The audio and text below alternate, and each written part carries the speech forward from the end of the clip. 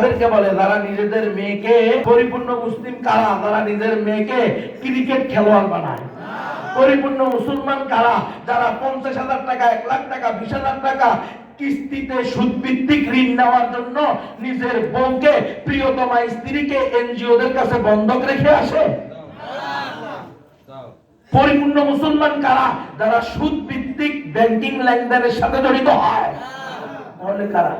যারা এই সকল হারামকে না বলে, প্রয়োজনে না খেয়ে মারা যাবো কিন্তু সুদের উপরে টাকা নিব না, এরা হলো পরিপূর্ণ মুসলমান। পরিপূর্ণ মুসলমান কাদেরকে বলে? যারা বলবে প্রয়োজনে আমার ছেলে মেয়ে অশিক্ষিত থাকবে তবুও ট্রান্সজেন্ডার বা শিক্ষা দেয়, এমন শিক্ষা সিলেবাসে সন্তান পড়ালেখা করাবো না।